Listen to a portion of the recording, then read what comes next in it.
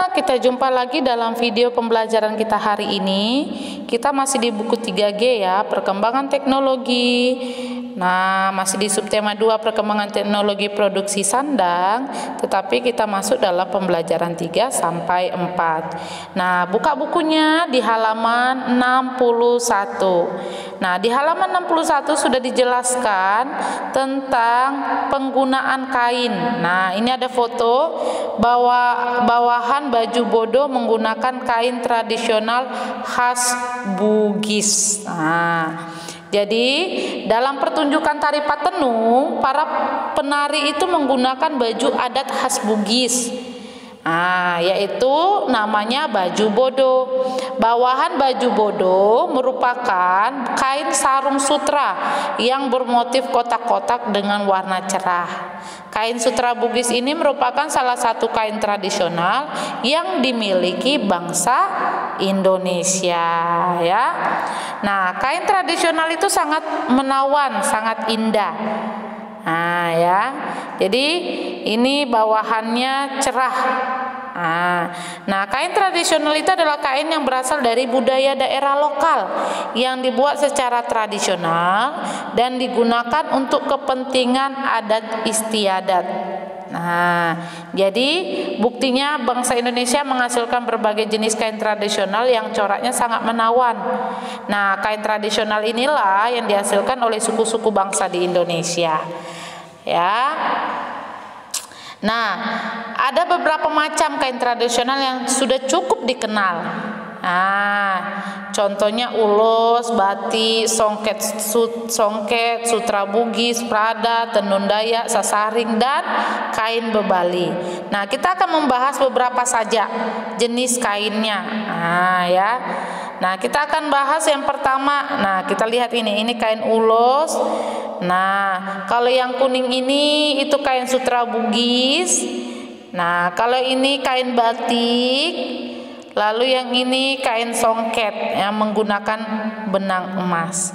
Nah, kita akan bahas satu persatu tentang kain ini. Yang pertama kita akan bahas contoh kain tradisional ulos. Nah, kain ulos ini merupakan kain tenun dari Batak, Sumatera Utara yang ditenun menggunakan alat tenun tradisional. Warna kain ulos ini ada merah, hitam, dan putih yang dihiasi oleh ragam tenunan dari benang emas atau perak. Nah, kain ulos ini awalnya hanya berbentuk seperti selendang, tetapi saat ini kain ulos sering digunakan orang Batak saat menghadiri acara-acara penting. Itu ya untuk ulos. Yang kedua kain batik. Nah, kain batik ini merupakan kain tradisional dari Jawa. Batik dibuat di atas kain mori yang digambar motif tertentu dengan menggunakan malam dengan canting. Kemudian kain dicelupkan ke pewarna alami.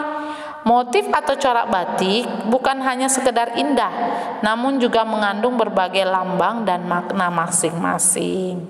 Itu ya. Nah, yang ketiga kain songket. Nah, kalau songket ini adalah kain tradisional khas Melayu atau Minangkabau. Songket ditenun dengan menggunakan alat tenun tradisional dengan benang emas dan perak. Songket memiliki berbagai motif tradisional yang merupakan ciri khas budaya setempat. Dan yang terakhir yang sudah kita bahas tadi yaitu kain sutra Bugis. Kain sutra Bugis ini ditenun dari benang yang dihasilkan dari ulat sutra atau kokon, sebutan orang-orang Bugis ya. Nah, sarung sutra Bugis ini digunakan sebagai bawahan baju bodo atau pakaian tradisional Sulawesi Selatan. Sarung sutra Bugis memiliki motif kotak-kotak yang berbeda-beda dengan warna yang cerah. Oke ya. Baik, kita akan masuk ke halamannya yang ke-64. Nah, 64 ini menjadi tugas hari ini ya. Anak-anak mencari apa sih karakteristik dari kain yang ada di gambar tersebut dan bagaimana cara membuatnya. Tulis juga nama kainnya apa, asalnya dari mana. Jadi ada 4 kain itu ya, namanya, asalnya, karakteristiknya, dan cara membuatnya. Anak-anak tulis di buku di halaman 64, lalu nanti difotokan dan dikirim ke Google Classroom. Oke, nah yang tidak bisa misalnya ke Google Classroom boleh kirim ke WA, tapi diusahakan ke Google Classroom dulu ya. Oke, baik, kita akan belajar saat ini simetri lipat. Nah, anak-anak, simetri lipat itu adalah jumlah lipatan yang membuat suatu bangunan datar menjadi 2 bagian yang sama besar. Nah, simetri lipat itu akan membagi sebuah bangun datar menjadi setengah, dan sebagian dari bangun datar itu akan menutupi bagian yang lain. Namun tidak semua bangunan datar bisa dibagi 2 dan memiliki sumbu simetri. Nah, ini dia ya.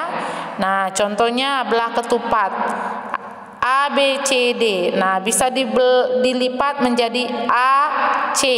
Jadi BD-nya menjadi 1. Atau AC-nya yang jadi 1. Sehingga belah ketupat itu memiliki 2 simetri lipat. Nah, begitu juga sama kaki, sama sisi, siku-siku sama kaki, persegi panjang, layang-layang, belah ketupat tadi yang sudah kita bahas, persegi, trapesium sama kaki. Ini memiliki simetri lipat ya, simetri lipat.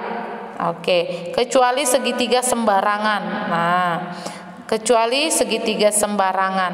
Tapi sembarangannya pun kalau dia sisinya sama bisa dilipat, itu bisa ya. Nah, kita lihat di halaman. Nah, ini dulu deh sebelum kita masuk ke halaman 66. Nah, ada bintang. Nah, tarik garisnya itu 1, 2, 3, 4, 5. Jadi simetri lipat gambar bintang itu ada 5. Oke, ini contohnya ya. Baik, kita masuk. Nah, kita mencari. Ini dia simetri lipatnya ya. Gambarnya di halaman 66. Ini dia. Bintang itu tadi 5, ada segitiga 3, ada segi 8, ada layang-layang 1. Lihat di zoomnya sudah ditulis di sini ya, simetrinya. Lalu ini halaman 66. Nah, kita masuk ke halaman 67. 67 juga. Nah, ini dia halaman 67. Nah, 1 simetri lipat.